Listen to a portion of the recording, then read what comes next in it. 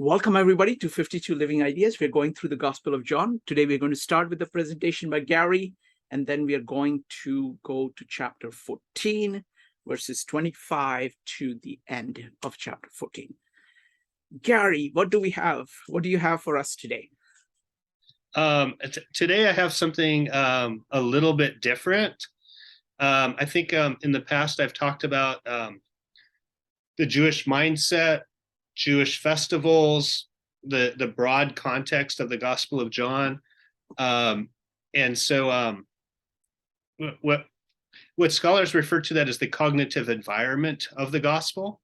Like what are all the assumptions of the worldview in which those people live? And they're 2,000 years in the past. And so there's a whole lot of stuff that we just absolutely can't know. But with that said, there's a lot of stuff that we can know. And so I kind of want to review some more of that cognitive environment. And this is where I need Shrikant's help. Okay. And so we'll talk a little bit about this. Okay. And so I'm going to start sharing now. You ready? Go for it. All right. So if you can see my screen. Yes. I have a text called An Asian Introduction to the New Testament. And so what happened is, scholars biblical studies, they try to reconstruct the worldview of the ancient world. They say, what kinds of things were going on. And we talked a little bit about that. We talked about Axis Mundi and all these concepts of mythology. And so what this is a book is by people who are not Western culture scholars. They're Christians and they're biblical scholars, but they're all from Asian countries. And the editor, Johnson Thomas Kuti, is actually from India. And so he's saying there's this cognitive environment that Western people just don't have. And when you're from a different culture, a completely different culture, and you read the exact same text that people from the West do, it looks very different because we're coming at it from a completely different presupposition. And so this is why I was saying is that what Shrikant has to offer as we go through the Gospel of John is something unique and special, and maybe something that Western scholars, no matter how many years of study you do, you can never get to, because it's like if I try to learn Sanskrit or any language that Shrikant already knows and was raised on, no matter how good I get, I will never be a native speaker. There's certain elements of the cognitive environment that are just unobtainable to me, no matter how hard I strive. And so what this book tries to do is kind of like explore things that are native to people in Asian cultures that have affinity to the New Testament, that Western scholars, no matter how much we talk about it and theorize, we're never going to be able to actually get. And so that's kind of what this is. Wow, this is fascinating. You always bowl us with all, just the different angles you come at this text from. Wonderful. Go ahead. Well, a lot of this stuff is things that you already said. So here I am. I grabbed this book, kind of inspired by you, and it's like it's all what you already talked about. You're like, I'm seeing all these connections between the Gita and Gospel of John. And here's a biblical scholar saying, hey, I'm in India. I was raised on this, and I'm a scholar of the Gospel of John, and these are the parallels. Wow. So it's not like just made up or we're not trying to make connections, on a whim because we want them to be there. They are there, they're noticed. Gary, we're going to do something even better than this. We're going to do this today, and tomorrow we have a meetup on our monthly Bhagavad Gita meetup. So we will take your same presentation and we're going to look at it from the Gita point of view. So we'll have like two different takes on the presentation. Go ahead. Okay, so here, and this is me. Like, I tried to pour over my notes of when you spoke about this stuff in the past, and I could. It's horrible notes, and it's all scribbles in my book. So this is mostly straight out of Thomas Kuti's book. Where he talks about Sat, the divine character of the Logos, and he has a quote from the Upanishads, is in the beginning Sat alone existed, one without a second.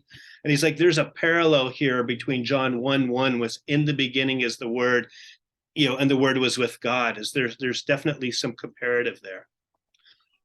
We have John 1:1 and 1:14 is where the Logos comes and is incarnate. And he says, this parallels with Krishna and Rama, in the Ramayana and the Bhagavad Gita is like, these are avatars of Vishnu. And so here we have the Logos as the avatar of God, present God in the flesh, present on earth. He also drew a parallel between Om, and talked about the divine syllables and how Om is the, I don't know how to say it, the Trimurti of Brahma, Vishnu, and Shiva, and how those are embodied when we talk about the Trinity biblically, and we see the unity of the Father and the Son. The Holy Spirit is also implicit, and that the Trinity is there in the sacred syllable. And then I need Shrikant's pronunciation. Is this Sit?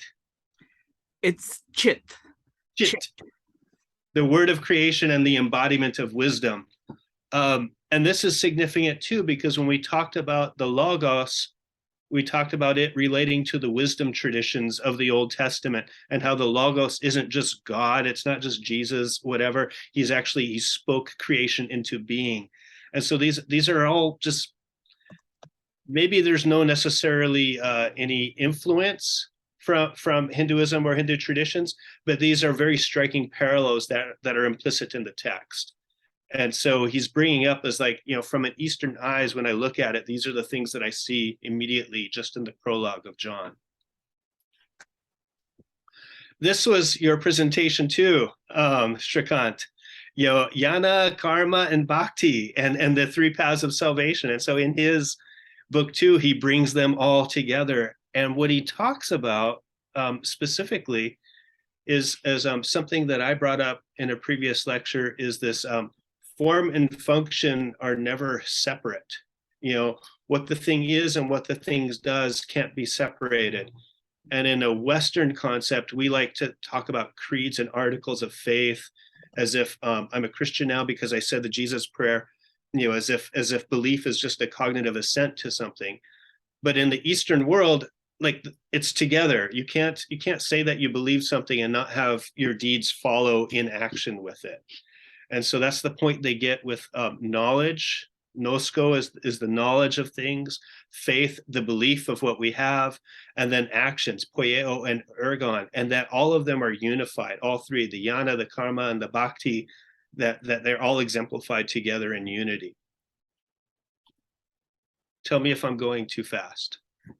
No, this is very good. This is very good. So we'll have plenty of time. It's like, love to hear everything that you say. I'll make comments. Hopefully, if Rupali is up to it, she can talk also. She knows this stuff pretty well as well. So please go on. I certainly hope so. William James wrote this book, The Varieties of Religious Experience, and he talked about, he actually, based on this book, there's something called the Mystical Experience Questionnaire. If you type that in, the MEQ, you can look it up online, and it's a way of gauging, like, when I have an experience, how mystical is it? What are the aspects of it?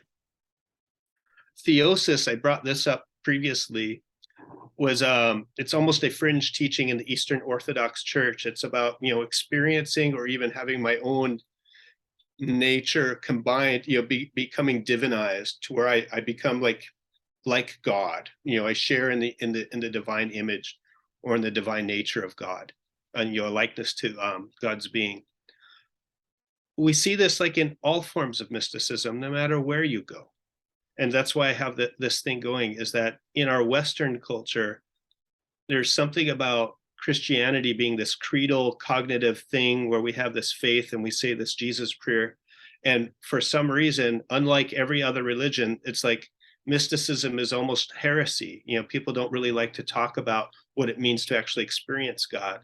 And the mystical traditions, no matter where you go, whether it's in Buddhism or Hinduism or even in Sufism, they all bear, that's why I have William James' book there, they all have there's a lot of similarity in there, the unity that one has and experiences with the divine. So I was bringing that up here. Atman and Brahma, Tathayata, or Tathata, I can't say it right well, in Mahayana Buddhism, And just that's kind of my point, is that mysticism is significant. We see this in the Gospel of John, especially in that I am in you and you are in me and I am in the Father and we are all one. And it's so much more meaningful when you address it in that context. The next section is something else. It's like, again, like I mentioned, in Western thought, we think of Christianity as these creeds and these doctrines that we believe and that we verbally assent to, and they're in some sense divorced from what we actually do. And that's a debate in Christianity, is like, are you saved by grace? Are you saved by faith? Are you saved by the works that you do? And I think that if we were to pull people in, from the ancient world, they would be baffled that we're even arguing about these things. This just wouldn't make any sense, because like what you believe and what you do are all the same thing. And so this is something I brought this up, is when you think of the great teachers, Lao Tzu, Confucius, and the Buddha, is all of their stories of their lives are a synergy of not only just what they taught, but with their being. You can't separate, the teachings of the great teacher from the life that they lived. And had they not lived a life that embodied their teachings, then we probably wouldn't have kept their teachings whatsoever. So the same thing goes with Jesus. And that's really, from an Eastern perspective, anything that Jesus teaches has to be exemplified in his life. And so when we look at the Gospels as a genre, everything that Jesus teaches, we're going to see an example of it. They're not going to ever be separate.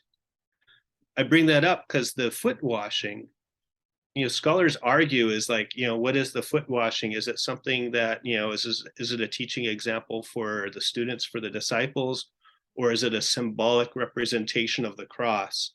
And the answer is yes. They're inseparable. What Jesus does and what he teaches are the same thing. And so we see that it is a prefiguration of the cross.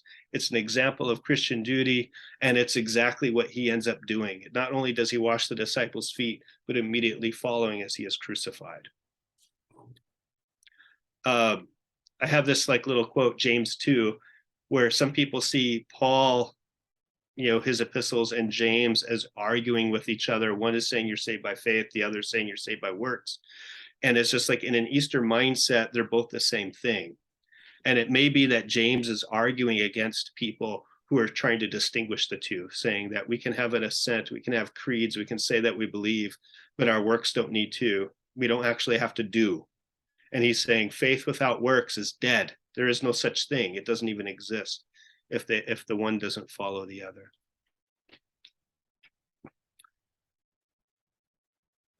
These are paradigms of understanding the world and the way we relate to other people. And in this map, it's not really clear. I just have it sitting in the background, but it kind of divides countries up in the world in terms of these relationships and loyalties. You have like a power-fear dynamic, which is usually like very, we would say this populist, very authoritarian. And I think I have in there as, think North Korea, where you have this very structured, vertical relationship dynamics, very, very strict hierarchies going up and down. But in the Mediterranean and in many Asian cultures, you have an honor-shame paradigm where it's like, what I do reflects on my clan and on my family and on the people around me.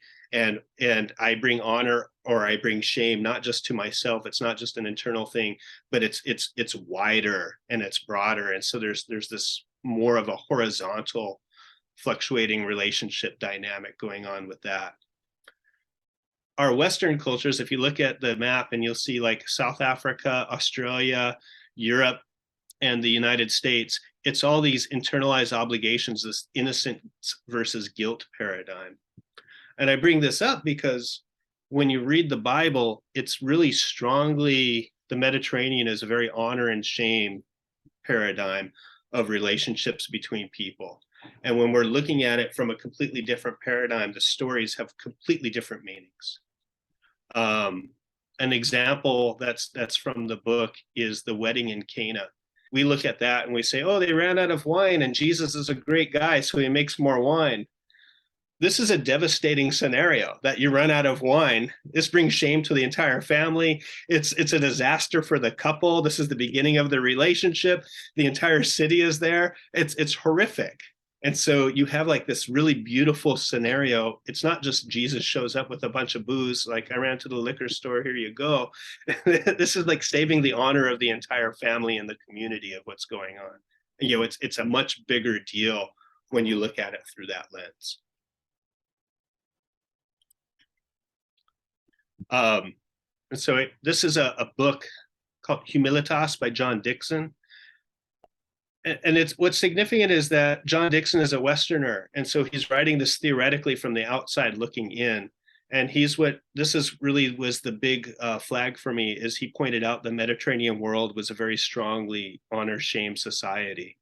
And so it was then later on that I ran into that other book by Thomas Cuddy, where he explains that in many Asian cultures, it's the same thing. And so the difference between them is, here's John Dickson trying from the outside, from Western eyes, looking in at the wedding in Cana and all these things, trying to make sense of it. Whereas Thomas Cuddy is already in there. He's like, I already understand how this, and I can tell you more about it, not just from a theoretical thing. I can tell you viscerally how this experience feels, from the inside. One of the things that John Dickson brought up is that humility in the cultures of the Mediterranean was not a virtue.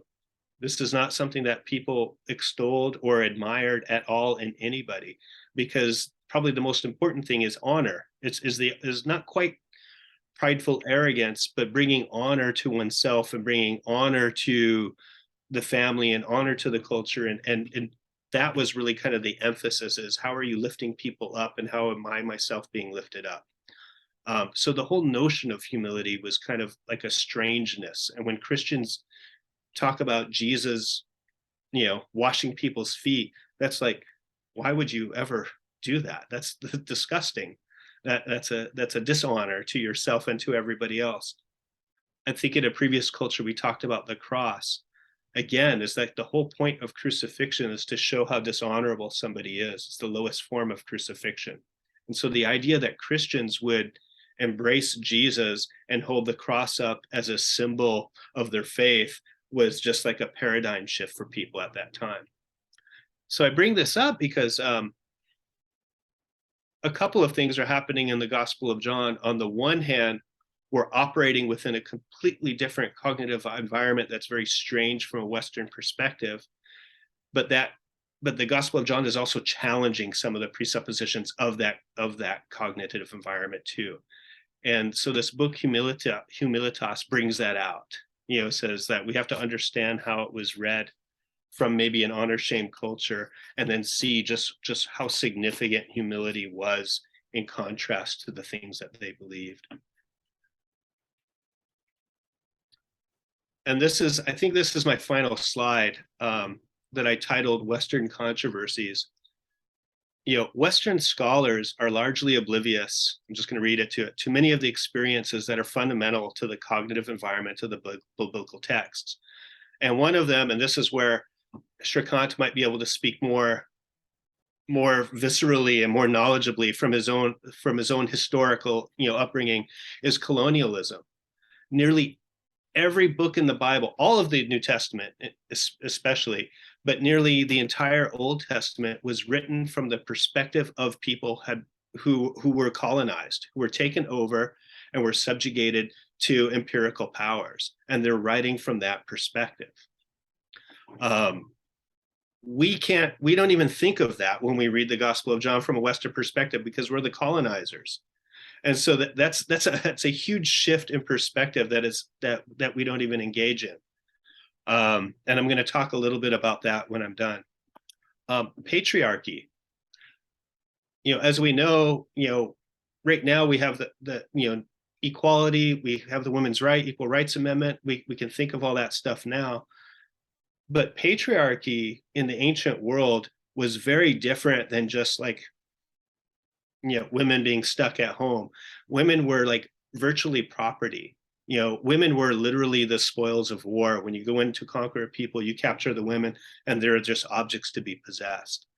And so it's significant because when we read the Bible and we see there are numerous instances, especially in the Gospel of John, where women are like presented as like paragons of virtue, are respected, are treated as equals. This is very profound. It's very different. It's a paradigm shift from what the people in that environment would experience. Rural family ties, again, is that we're engaging all this from an agrarian rural society where everybody does know everybody, where we have close-knit families. Seasonal festivals, I was actually thinking of this as how individual the United States is, how some people celebrate Christmas, some people don't. Sometimes we get together for our family for Thanksgiving or whatnot. And then I was immediately thinking of some of the festivals that take place in India. And Shrikant can probably think of it like where everybody is there throwing colored powder at everybody, at strangers and everything. And it's not just like I showed up at the family's house and had a good meal. It was a huge event that was unavoidable. It was explosive and it was in the streets. And there's no way you're going to ignore this.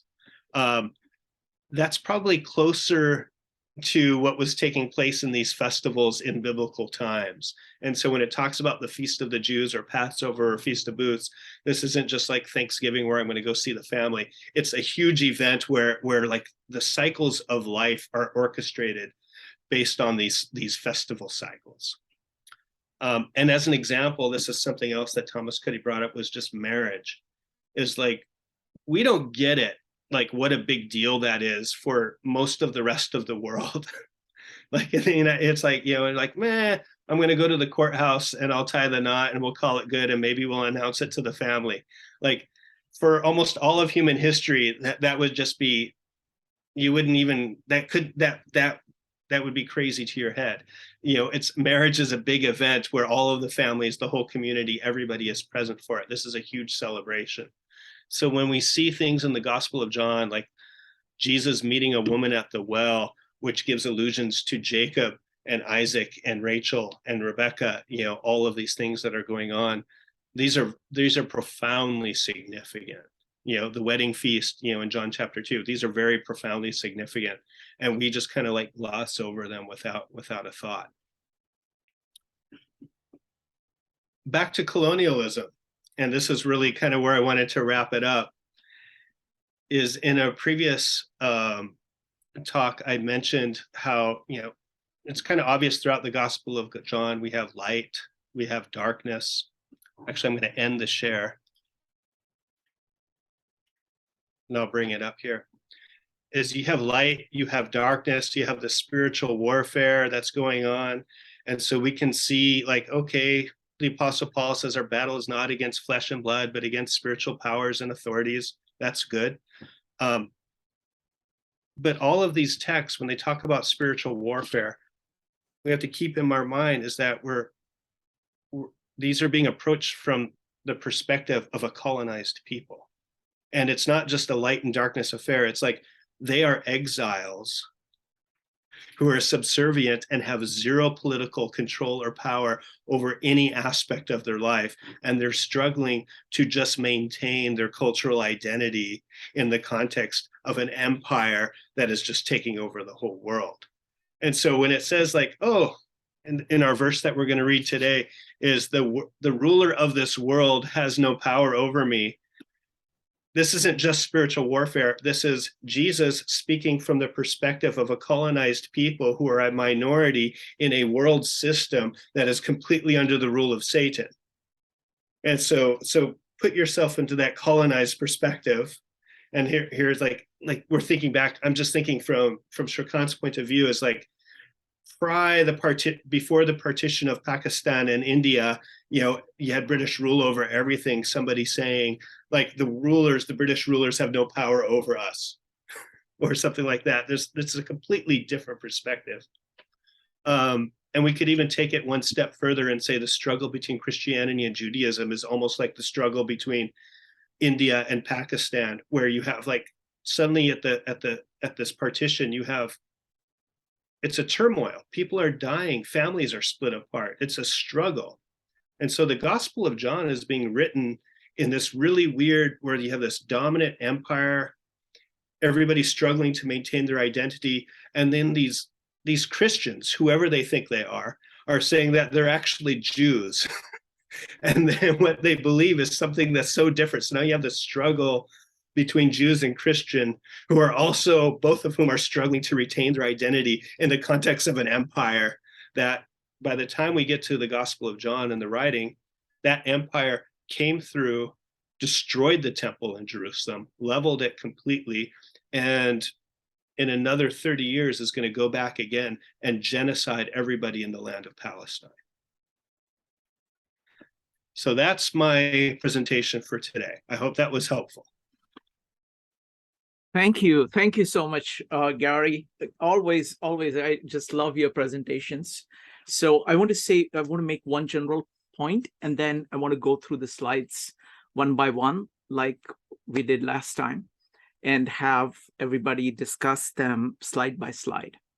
So first point I want to make is that the Middle East is like the crossroads between the West and the East. So everything that I see here is like there is an influence. You can see that in some of the Greek works as well, but you can very clearly see that in the New Testament and the Old Testament. There is a continuous, this is people, there is commerce between these areas. And in many ways, you have to really get the historical context in order to understand the ideas, because you can't really take our ideas and try to say, okay, you know what does marriage mean here? What does honor mean here? What does like even the concept of a well mean to these people? It's very, very different. And I think doing that is tremendously rich.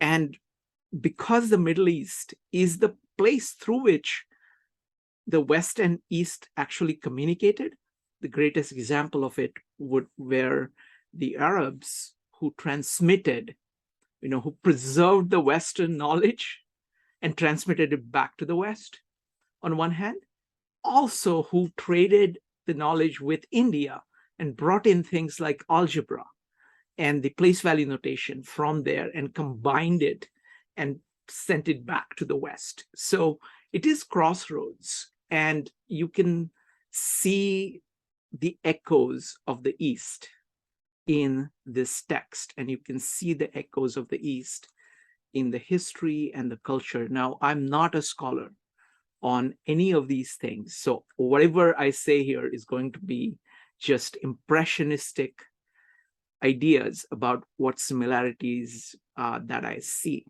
So, but what I want to do is I really like Gary's presentation, so I want to go through them slide by slide, and I'll make a few comments and then invite other people to make comments. We will take our time to go through this discussion of Gary's presentation, and then we will go to the verses. So Gary, could we have the presentation again?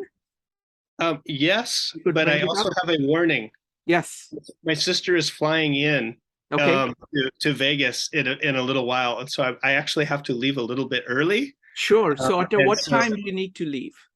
So a little bit after 7, and so I think 30 minutes should be enough time for us to go through them. It's not a long presentation. We got 30 minutes, and then we will talk about the verses behind Gary's back, and he will just have to catch up with those. All right, Gary, so if you could start the presentation. Anytime you need to go, just let me know. All right. Okay. All right. Can you see that? It's coming up. Give me just a second. All right, so let's start with the first one. Okay, can you go ahead and hit play so we can see it on the full scale?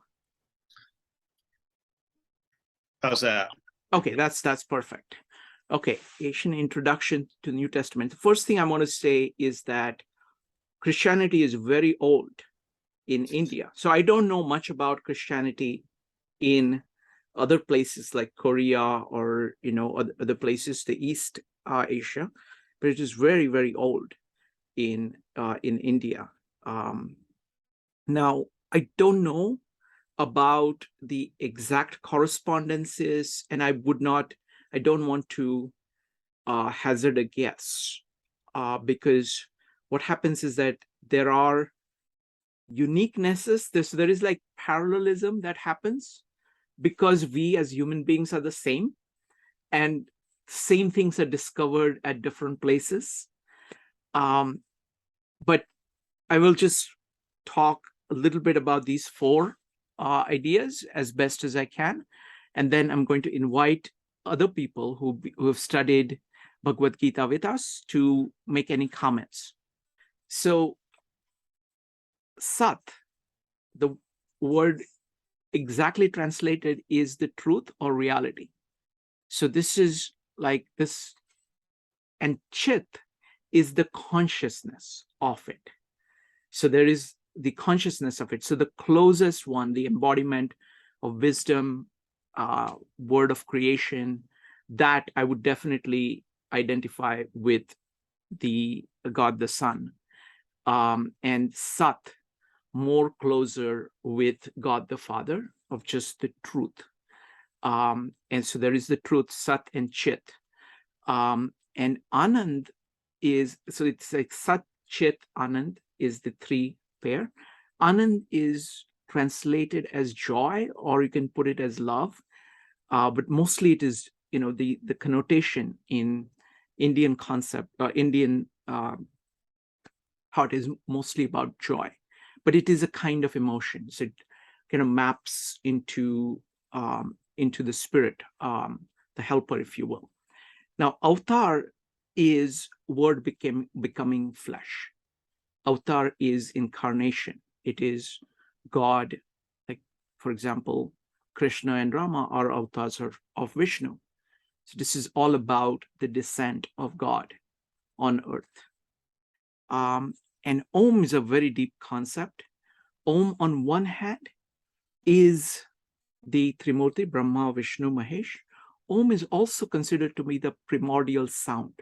So it is the equivalence of the word and all things being made from it, from the word. So it maps into the concept of word, the core principle from which everything comes. So that's what I would say about this slide. So does anybody else want to comment? Go ahead and type exclamation mark if you'd like to make a comment. Otherwise, we'll go to the next one. I'm keeping track of the time here. So Gary, you don't have to worry about it, but I will make sure that we go through everything by 10 o'clock. Next up is going to be Evanique, followed by Joe. Evanique.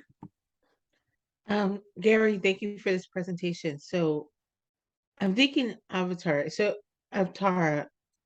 So is Jesus an avatar of God in this concept? Gary, you want to answer that, or shall I answer that? I think it's probably best that you answer it. Sure, I'll do that. The point is that sure, these concepts are seen from a different culture. They have a different nuance of meaning. Sure. See, avatar is a concept from the East, from Indian concept. Avatar means manifestation in the world of the divine. So from the Indian perspective, God manifesting himself on earth, like Krishna, is the avatar. So Ram is the avatar. So looking at Gospel of John from the Indian perspective, Jesus is God who has become flesh. So the concept of avatar would apply to Jesus. So, Indians would say, yes, Jesus is the avatar of God. Go ahead, Evanique. That was it. Thank you. Okay. Next up is going to be Joe, followed by Katie. Joe. So I'll just be very, very brief in order to get through the slides here. So the Om is the absolute essence of God. right? So that is the spoken word. I see that parallel clearly. So that makes that parallel I can make. The other part of this is the idea of wisdom as well, and how that relates to the importance of knowledge when it comes to with either Hinduism or whether it comes to Christianity. And knowledge is truth of what is good. And it gets you away from what is the sensorial experience and your desires. And you understand how to like the root causes of your suffering and what's the right path, the way. So the divine character of the logos, I mean that's kind of there. That's almost the same. Like in the beginning was the word, right? And word was logos. So those are my comments right now. Thank you. Thank you. Sorry. No, thank you, Joe. So one thing I want to say is that I really like Yasuhiko's approach to these ideas. What he says is that you maintain, you look at each of these systems in their own way, because the particular kinds of relationships that are there in each of the systems are different. There is kind of a mapping between one to the other, but each concept has its own different flavor and own different connections. So it's much more effective to take this system on its own and try to get it, take this system on its own and try to get it. And then you get that there are some parallels between them, but they don't map exactly like one to one. Because, like, for example, the concept of Om is centered on sound. And it is focused, like it's almost like the world is made of sound, something like that. And everything else is seen as almost like a musical, like all the words are coming out of Om. So each has its own flavor to it. So, while trying to see the parallels between them, it's extremely useful. It's also important to kind of keep, see the, understand and keep the identities of each of them, because they provide much, very rich material on its own terms. Because what happens is that there is tremendous intersection between these ideas, but there is also uniqueness, and you want to get both the intersection and the uniqueness at the same time. You don't want to lose everything. And it's particularly hard when you're trying to approach something that is not familiar, because it is very easy to see the similarity between what you have and what it is saying, and it is harder to get the differences. So those are my kind of general comments. Next up is Katie, followed by Penny. Katie. I think well, I don't think Jesus is an avatar of God because he was a separate being from God. There's a Christian heresy that believes that Jesus, the Trinity, and God are just one being. They're all just they just manifesting in a different form. I think that's more what that would be more in line with that Vishnu on earth as Krishna. It's the same being, just under a different name. Is that because otherwise it doesn't.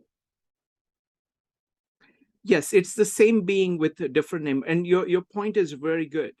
It's very well taken, because again, this is the limitation of trying to use the same concept, because in Indian context, there are many avatars possible, whereas the Jesus is the only Son of God. So that's very different. So there are differences, and you can't lose the differences. Wonderful. Next up is Penny. Yeah, I was just curious about the definition of trimurti. Does that mean something like Trinity? Sure. Trimurti. Three is three, and murti is sculpture or a person. So there's like threefold being. So typically, Brahma, Vishnu, Mahesh, they are represented. Trimurti is represented by one man having three heads. The Brahma is all about creation. Vishnu is all about sustenance. And Shiva is all about destruction and transformation. And what the idea of Trimurti is that all these three are part of the nature of existence.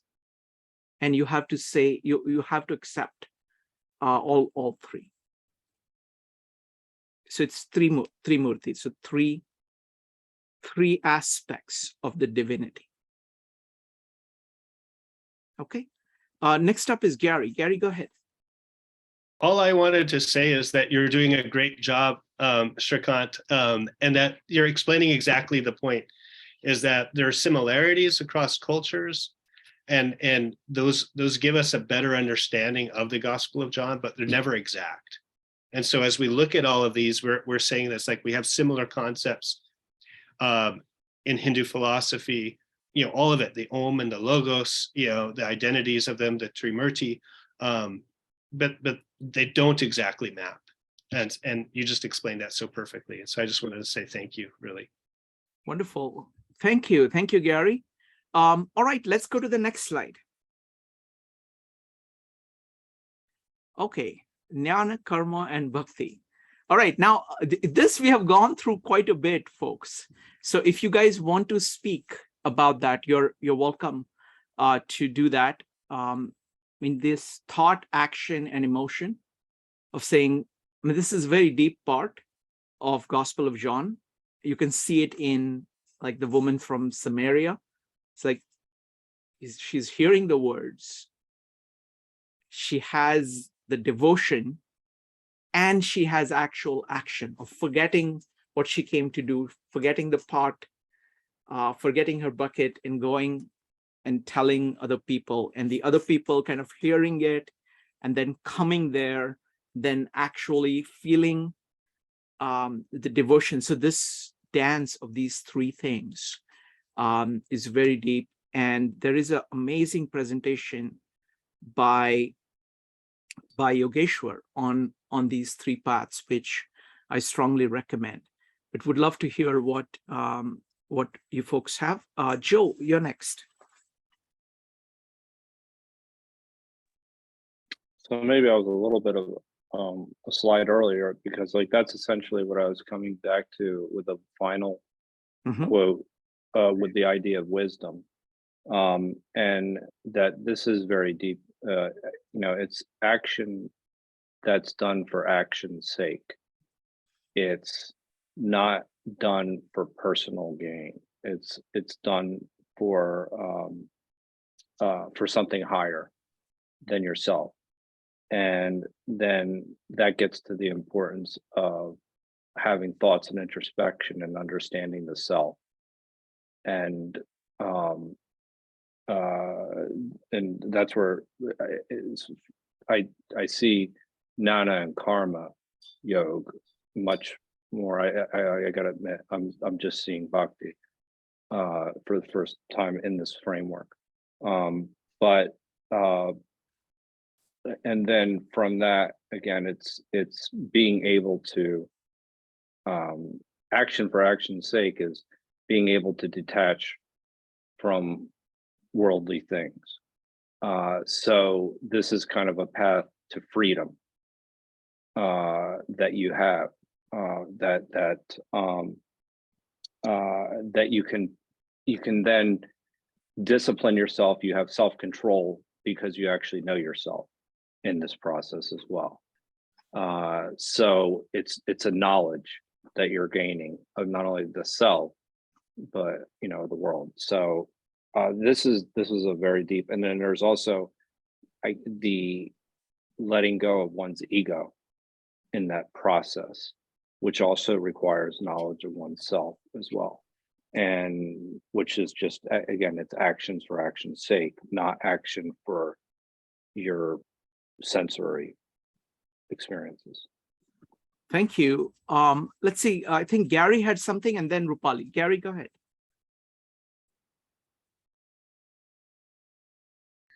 I was just going to comment on what Joe had to say about letting go of the ego, that in the concept of theosis, if I go back just, or one of the slides I had, theosis right there in mysticism.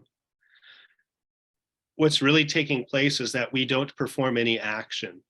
We don't do anything. We are not moral agents in any sense. The only thing that we can do is let go and stop being attached to things. And as we relinquish and empty ourselves, then God is present within us, and then he becomes the moral agent acting through us.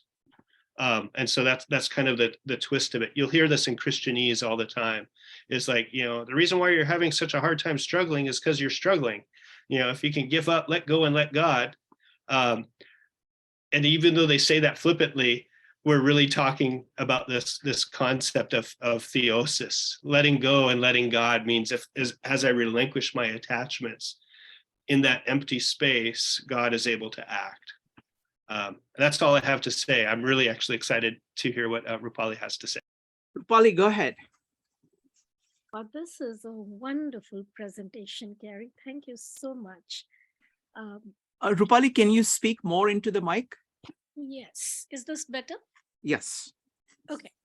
So I just have to say this is a fantastic presentation. Shrikant and I had talked briefly about the similarities between Gospel of John and Bhagavad Gita. And one thing that I feel is that there are universal truths, and different cultures have come to those universal principles through different paths. And yes, people have not lived in isolation. So there is a cross-pollination of ideas, and you see some stories that are similar, whether it's foot washing or even the birth. In the Old Testament, Jesus is, God is an adult, and in the New Testament is born as a child. In Bhagavad Gita, it's Krishna is born as a child. So there are some similarities, and there are some differences. All right, can you hear me? A little bit louder and a little bit into the mic. I think that will help. All right. So I think that's one point, is that different cultures have come to universal principles through different paths. The second thing that I want to say is, the slide about, okay, let's talk about this slide, and then when we come to the other slide, I'll come to that. So Jnana Yoga, Karma Yoga, and Bhakti Yoga. The thing is, first knowing is like knowing the truth, knowing what the reality is. And so that's where the knowledge aspect is. Then when you do those with faith and with devotion and with love, if you approach your actions based on the knowledge, then things just fall in place very, very easily. And that's God acting in that moment, because you are taking everything holistically in your approach. So I think in Bhagavad Gita, that aspect is talked about really well. And I'm noticing it in Gospel of John now. I hadn't noticed that before. I'm not too familiar with the Gospel, so pardon me on that one. But this is very very well done. Thank you. Rupali, let's do one thing. Gary, could you go to the last slide? I know we have only 4 minutes, and I want to see if Rupali and I have comments on the last slide, because that's really the most interesting one. Like, I mean, one thing that I see is that the Indian context, traditional Indian context, is quite similar to the biblical concept, more so than the modern American context. Rupali, do you have any thoughts about these things like the rural familiar type, ties, seasonal festivals, importance of marriage, patriarchy, colonialism? Any thoughts on those? Yeah, I mean, I think what Gary said before, I'll start with marriage, that, it's not just an act between two individuals. It's families getting, actually you're marrying the family, and it's not just the event is not just for the bride and the groom. It's for the community that they are going to become a part of. And I think nowadays, in the modern times, people try to save money, or don't want to spend money on the festivities. But there's a bigger reason about why that festival or that ceremony was there. It was because you're becoming part of the community, and you're welcoming a new member in the community. Seasonal festivals, you spoke about Holi, Gary. It's my favorite Indian festival. So everybody is out in the streets playing, and there is Krishna is um, i- in Holi. There's a lot of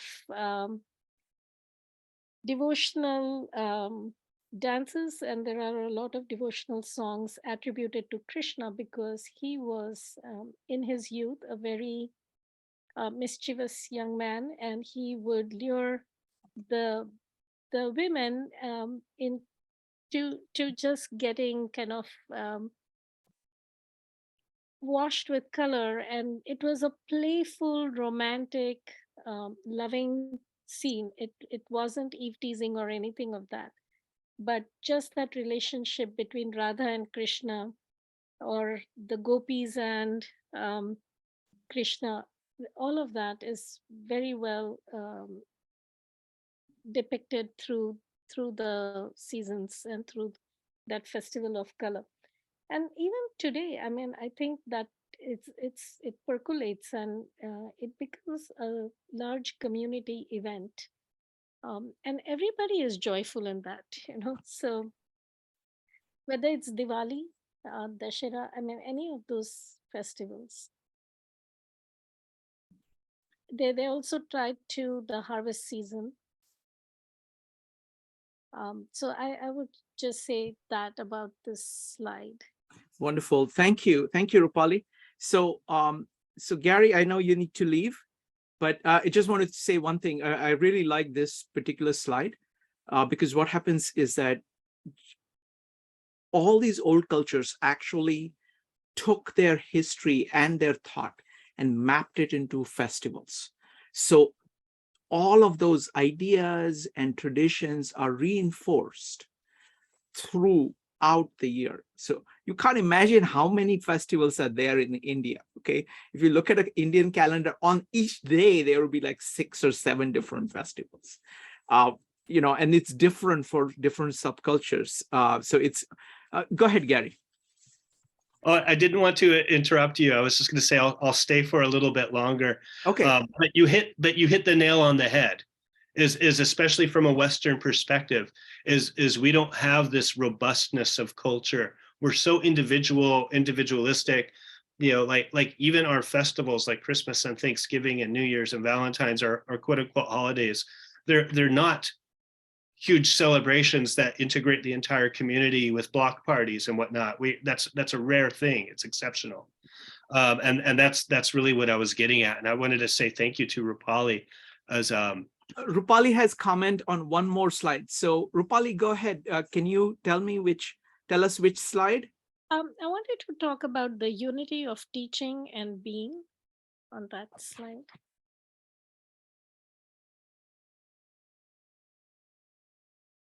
Yeah. So, I really like this slide because one thing that, as I'm reading the Gospel of John, I'm learning that Jesus led by example and practiced everything himself. And the Sermon on the Mount, um, all of those aspects, I feel that Jesus practiced and exemplified through what it means to live righteously. So I just thought, I saw the slide, that was what came to my mind. Wonderful. Let me do one thing. Let me just flip through the slides and see if I have any comments, and then we'll go to Evanique, followed by Joe. So can we go once? Okay. Okay. This one, I don't have anything more. Let's go to the next one. This is really, really interesting. The idea of Atman and Brahman, because like when you take all of Gospel of John and leave, at the end, ultimately it is an invitation to be a child of God. So to have that operative in you, have that living water at the core of you, that is very, this is like saying that the God in you is interacting with the God as such. So that Atman and Brahman is very deep. And in some ways, I find that Gospel of John, one of the reasons that I guess I love the Gospel of John as much as I do, is that it actually it moves, its words move very fluidly between the East and the West, more so than the others, I find. I find it very easy for me to see these things, going back and forth. Okay, let's go to the next one. Okay, unity of teaching, and that is huge, and that is there, across. And Rupali did a good job of, talking about this. Let's go to the next one. Relationships and loyalties. This is again, this is difference between a society which is a hierarchical society, where you have, almost like a Confucian society, where you have places up there and places down there, and everybody's own kind of way of looking at themselves is that, okay, I'm part of this larger structure. Whereas there is a level at which you're regarding everybody as part of your family. And there is this kind of equality that comes, which is very different. It's like a flat structure in some way. It's like you're part of the family. So you are family and the family is in you. So something like that. So it's the idea of family as being a concept extended to show the similarities between everybody, as opposed to a place in the hierarchy. I think that's and Gospel of John is all about, New Testament is all about that, because the church is the idea that you're basically equal, and you're dealing with each other as brothers and sisters. And so very good. Can we go to the next one? Okay. I mean, the idea of honor is a huge thing, and the foot washing. The interesting thing about it is that these kind of things, even in the Indian context, like Krishna washing the feet of Sudama, they don't bring shame. It is actually a great honor to both parties, because it is really saying that I worship the goodness in you, and thereby I worship the goodness in me. So that's very deep. Okay, let's go to the next one. Western Conference. Okay, let's keep this. And I really like everything here. The colonialism is a huge thing, because it's like I mean, colonialism has a particular connotation to it. The more general one is that it's like slavery. You're not completely free. You are kind of you're enslaved, whether by your own people or the other one. So it's a way of getting to freedom in the midst of an unfree world. And that's what this whole thing is about. The patriarchy is a huge theme throughout the East as well. And the point there, like, compared to the culture around, Jesus talking to the Samaritan woman is very much forward thinking. It is dramatically forward thinking. And this is wonderful. Okay. I want to go to Rupali next, because she might have some things about the culture, and then we'll go to Evanique and Joe. Rupali, go ahead. So I just want to talk a little bit about foot washing. You see that idea of hospitality even today in Indian culture. And I don't know if it's in all East Asian cultures, but certainly in India.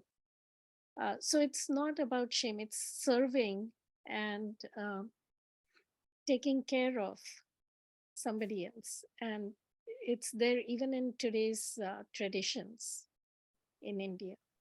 That's all I wanted to add. Yeah, I mean, this is a great point. The thing is that in a culture which is hierarchical, foot washing is basically saying, I am lower, therefore I'm washing your feet. So it is a statement about the social hierarchy. Foot washing here or in India, it is an act of love. And you're saying that, which is very different from saying that you are part of a hierarchy. All right, next up is going to be Evanique, followed by Joe. And Gary, your sister is very important. So anytime you want to leave, just let me know. I was going to say, now I have to go, so I'm going to stop sharing. Okay. All right. And we will continue to talk about you behind your back. All right. Next up is going to be Evanique. Evanique, go ahead. Thank you, Gary. First of all, this is really wonderful. And I offer that we should go through this again, slower, but just my thought. But I wanted to talk about that the Western slide, because in the Divine Feminine, you can see that where we're talking about the patriarchy, and you can see that certain religions and certain cultures got intertwined with Christian feminine figures. Most notably, Mary, Mother of God, was the culture that she has around her was partly because there were people that were colonized that were putting their cultures into her, which was safe for them to worship because it was a Christian figure. And I thought it was I wonder what Indian cultures or what Middle Eastern cultures or what Eastern cultures actually got wrapped up into Mary, and how those Eastern cultures got wrapped up in other figures or just got adopted. Like we all know about pagan holidays and the festivals being wrapped up in Christianity, like Christmas. So I'm just wondering, and I want to hear people's thoughts on how did different cultures that we were talking about tonight get wrapped up into Christian figures for necessity, just so they could keep worshiping how they needed to worship. Okay. If anybody wants to comment on it, I don't know much about that, Evanique, unfortunately. But if anybody wants to comment, you're welcome to do that. Next up is Joe. The one really, I think, interesting concept that is on the honor and shame slide was the one line in particular was that Christian humility was a new concept. And how humility, I think back to even how Aristotle viewed humility as not something that was virtuous. It was something like we're in the golden mean. You wanted to be between humility and pride, right? So pride is the opposite of humility. And you wanted to be somewhere in between, because humility, being too humble, then you're selling yourself short, which actually does a disservice to the relationship that you're actually entering into. So you're not necessarily properly valuing yourself. However, if you look at humility as just a service of self-giving, as the way it's been defined, the way with the foot washing with Christ, then that is a complete change and upheaval of the whole understanding of what is humility is a virtue. And that's a tremendous, and we talked about this a little bit last night with Phil, with even the types of writing, that the distinction between the writing of the Greeks and the biblical writings. And so there's that to me is something that really stuck out as a very, it was just one line, but it was very interesting how humility goes from being seen as an extreme of one end of the spectrum to actually being seen as a virtue, and the foot washing, again, if you even consider what it meant at that particular time as well, that's lowering yourself to a very low level where you're making Christ is setting the ultimate example. Well, ultimate example of this death, but the ultimate example of charitable acts. So anyway, that to me, I thought was a very interesting concept of how I know I didn't think of Christianity introducing humility as a virtue. I didn't necessarily think of it that way, but that was something new to me. Thank you. Thank you, Joe. Next up is Evanique, and then we will go to reading of verses. Go ahead, Evanique. Yeah, just going off of what Joe said and Gary's slide when he talks about Jesus brought honor to shame, and I think that goes alongside, making humility as a virtue. So when you think of shame, it's like being down on yourself for your shortcomings, or being down on yourself for where you were born in life, or just being ashamed that you are not something or someone else, or not like this other person. And when Gary said the concept of bringing honor to shame, I was thinking it's bringing honor to who you are. And I think, when Jesus uses the foot washing, when Jesus was talking to the Samaritan woman, who he shouldn't have even had anything to do with, and most people shunned her, not to mention knowing her reputation in Samaria, all of these things, and especially the cross, when he brings honor to the cross, it's like, it's not bringing honor in the sense that we would think, but it's also saying, admitting your faults is an honor. Admitting, where you are in life is an honor. Accepting who you are in that moment is an honor. And so I think it goes hand in hand with humility. And now I think one thing about modern Christianity is that humility has a different tone. It's kind of like, oh, let me show you how humble I am. Let me show you, Christianity used to say, oh, humility is putting yourself below another person. And I don't think that's what Jesus did at all. I think he looked at himself as equal to his brothers and sisters, because he looked on the disciples as his brothers and sisters. And so he put himself equal, but he didn't put himself below anybody. And I think the Christian humility, and I think kind of like the reason why it wasn't such a virtue, is because you put yourself below someone else, and that's not okay either. So those are my thoughts. Wonderful. Thank you. Thank you, Evanique. All right. So folks, we're going to now go through the verses, and after we are done, I have a short presentation on kind of a poem. So we'll end with that. but we'll take our time to discuss these verses, and then we'll go end with that. So let's have Penny read. This is chapter 14, verses 25 to 31. Go ahead, Penny. Okay, this is the New Revised Standard Version. I have said these things to you while I am still with you, but the Advocate, the Holy Spirit, whom the Father will send in my name, will teach you everything and remind you of all that I have said to you. Peace I leave with you. My peace I give to you. I do not give to you as the world gives. Do not let your hearts be troubled, and do not let them be afraid. You heard me say to you, I am going away, and I am coming to you. If you love me, you would rejoice that I am going to the Father, because the Father is greater than I. And now I have told you this before it occurs, so that when it does occur, you may believe. I will no longer talk much with you, but the ruler of this world is coming.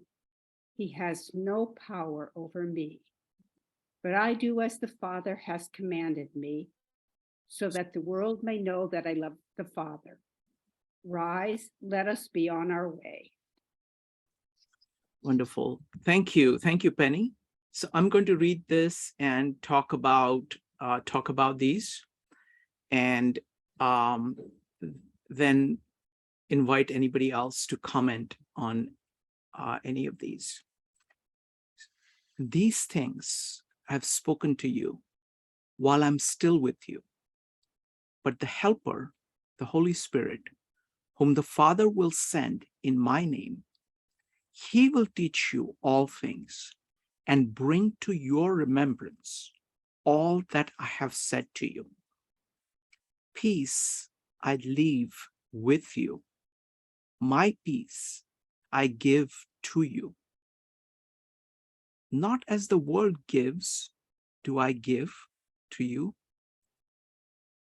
Let not your hearts be troubled, neither let them be afraid.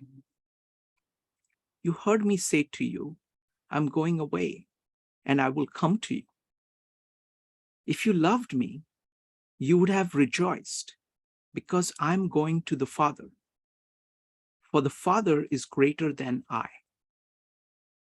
And now I have told you before it takes place, so that when it does take place, you may believe. I will no longer talk much with you, for the ruler of this world is coming.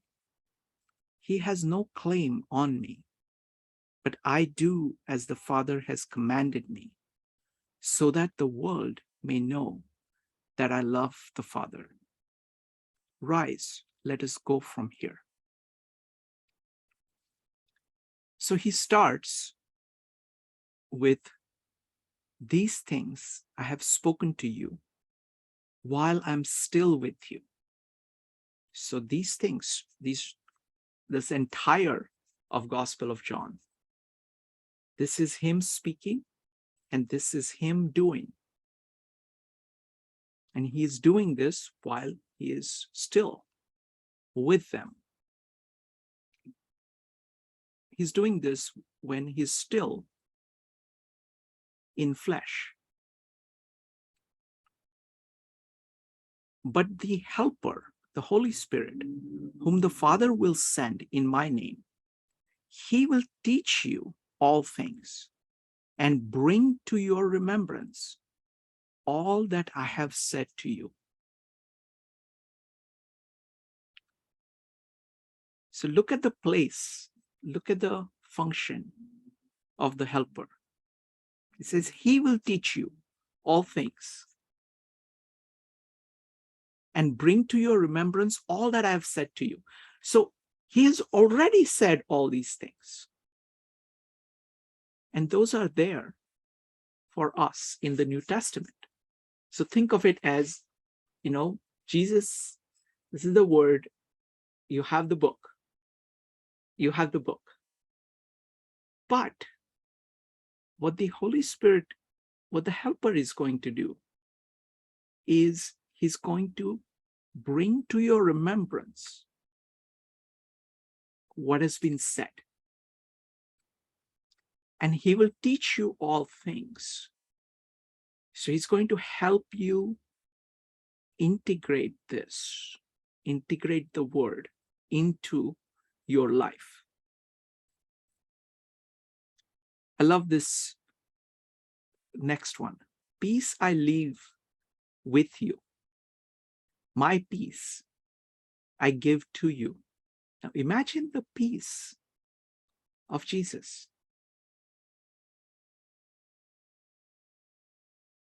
Imagine that peace.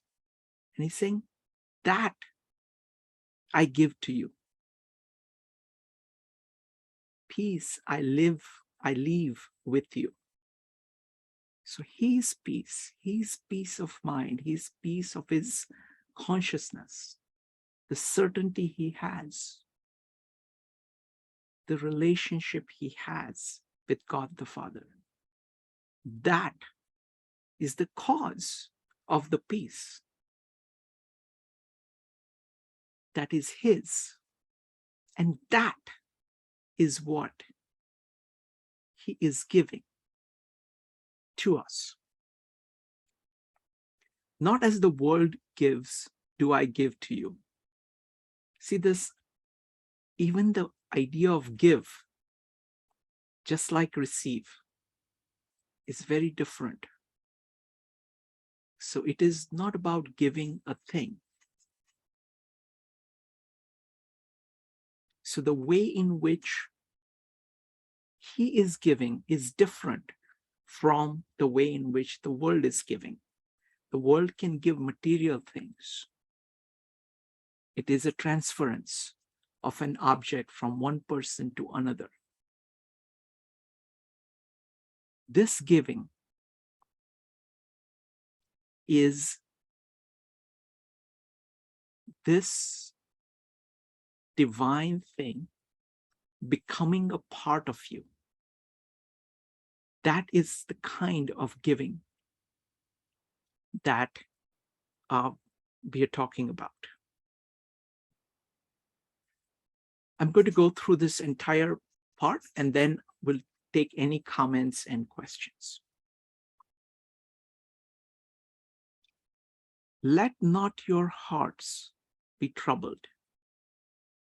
Remember, that's how he started this chapter.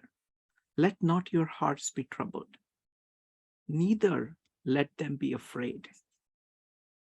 So now this afraid is a big point. And actually the passage that I'm going to read is going to be about just this point. You heard me say to you, I'm going away and I will come to you. See, on the face of it, it is contradictory when you look at it in material terms.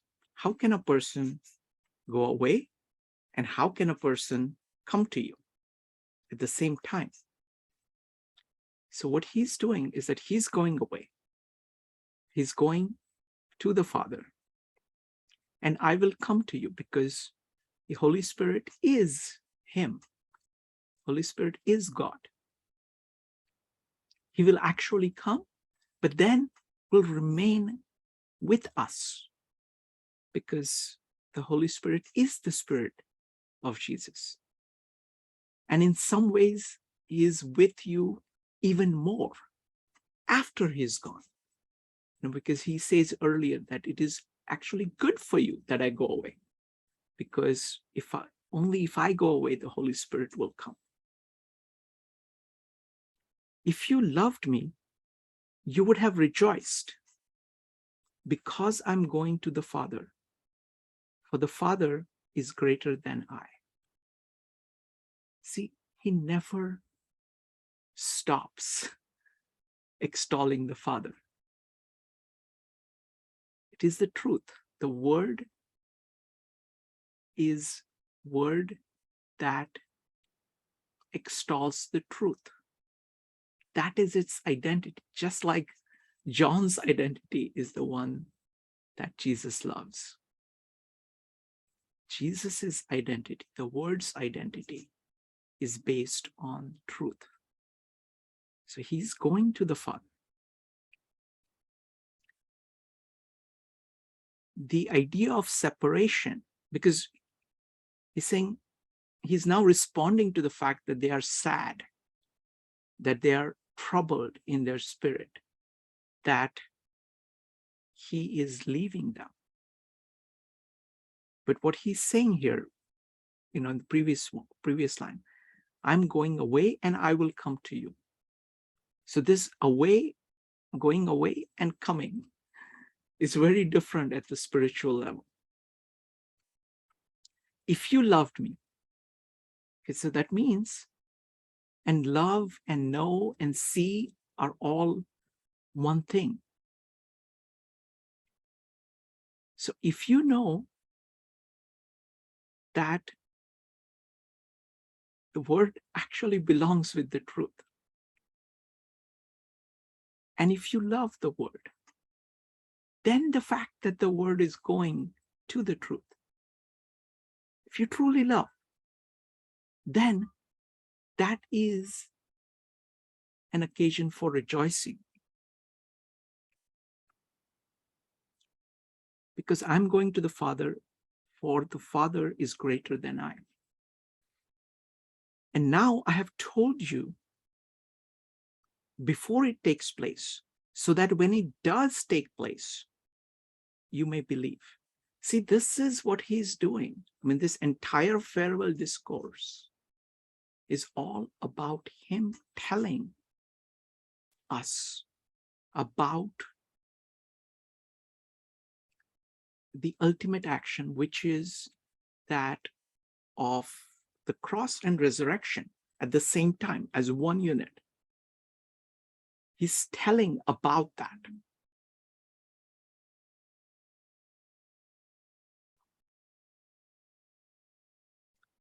I will no longer speak much with you, for the ruler of this world is coming. So now he's going to take on the ruler of the world, the Satan,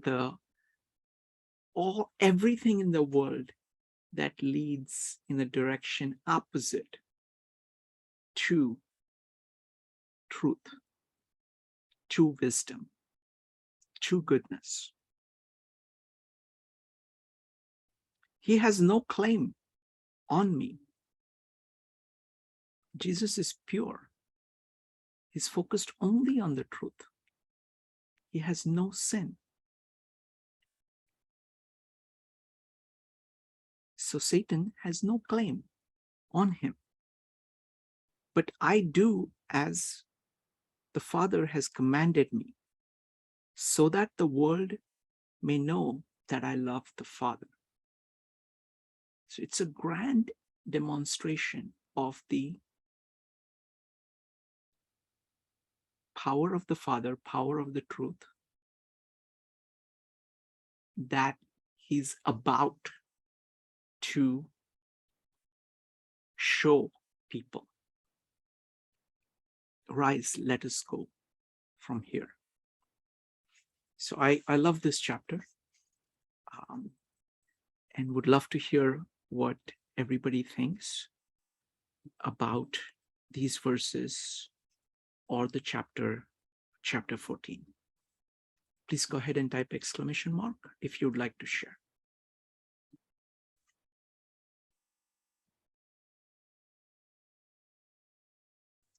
We'll start with Evanique, followed by Joe.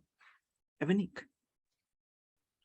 What struck me the most about this set of passages is, I think the last part, where he says in verse 30, I don't have much more time to talk to you because the ruler of this world approaches. He has no power over me, but I will do what the Father requires of me, so that the world will know that I love the Father.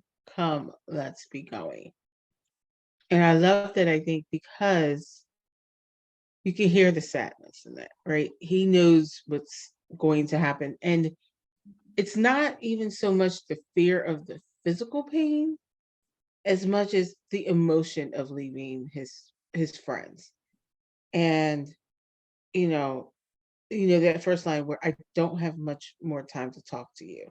He's comforted them. He's let them know that there's going to be an advocate in the form of the Holy Spirit coming to him and that he's coming back. But it doesn't take away the sadness. And the way I look at it is in terms of life, like there are things that we do that we know we just don't want to do. And we do some things that will be sad. But we do them. And we know we do them because we know we have to. And I think this is Jesus saying willingly that I'm going to do what I have to save the world. And so even though it's a sadness in it, it's kind of like, but it's worth it. And it's a part of life. Like you were saying, like we were saying before about creation and destruction and transformation. He knows that there's a transformation that's going to come, but transformation is not easy because it requires of you to give up who you were before. And Jesus is giving up who he is. He's giving up his physical body and he's going to go to hell and he's going to come back. And he's going to be, and even though he's going to be back in his body for a little bit, it's not going to be for long, and it's not going to be the same body. It's going to have holes in it. You're going to know that there was damage done to it. So I think this shows the true process of transformation, that there is a sadness and that's okay, but you still do it because it's going to be better overall. Wonderful. Thank you. Thank you, Evanique. Next up is Joe.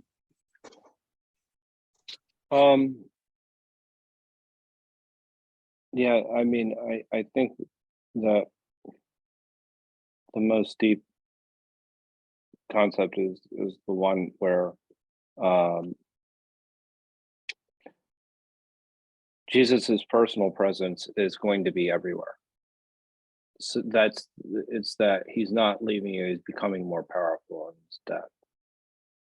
And that is a profound thought.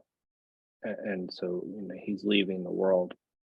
And you also have to factor in that he's doing it out of obedience for his Father. And that's a very important point as well. And he's doing it out of love, for the love of mankind. And so there for that aspect of it is it's profound, and yeah, it just means a lot. As far as peace for the world, the words that he's leaving us with and the guidance he's providing, in some ways, I almost see, and I'm not going to go too far down this path. Maybe tomorrow we can talk about it.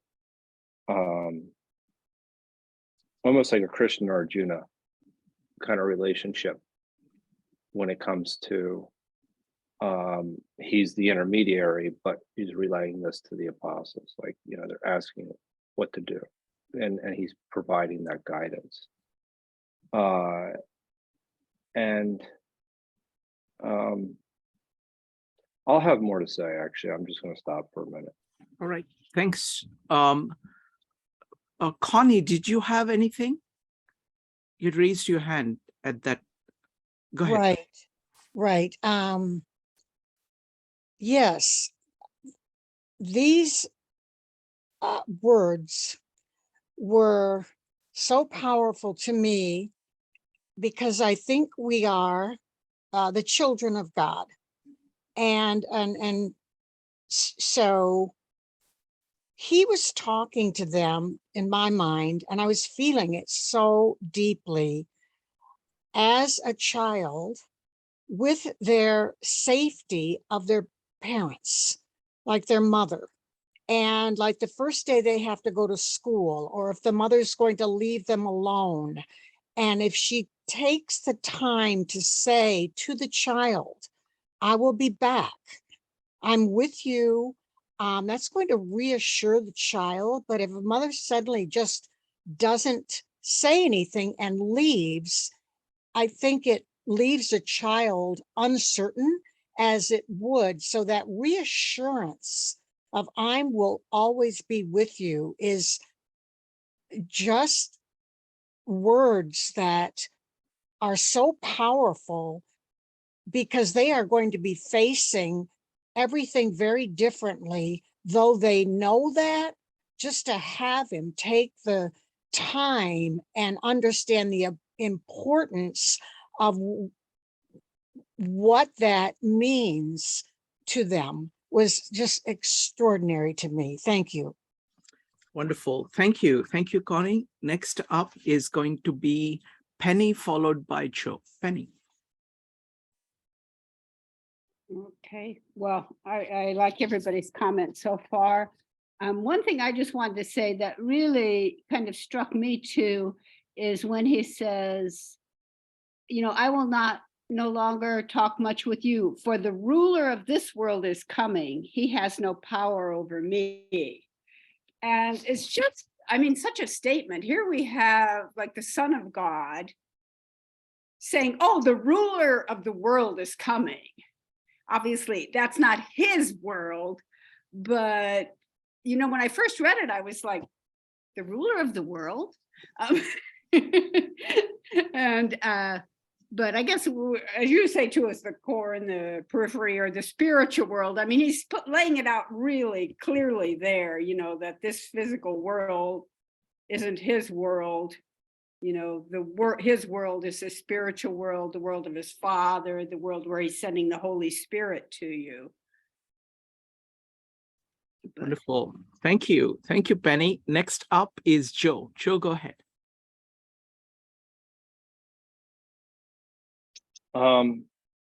Yeah, at the core of this is that how God's life how God's love can transform one's life. That's really the most important thing. And this gets to the kind of the whole thing with chapter 14 in general, is that God provides you with a way to actually live so that you can actually let's say bear witness to the truth, but also have a way of being happy. And he does that through essentially a love for others. And it's by leaving, again, it's also the Spirit is empowering you to love for others, so that there's something greater than yourself, and that you can kind of walk with God. There's other aspects of this as well, as embracing and this gets to maybe later in the gospel, but embracing your cross with love is something where you're demonstrating, like, this is the way to live, this is the way to be, and this is, so Christ is providing you with this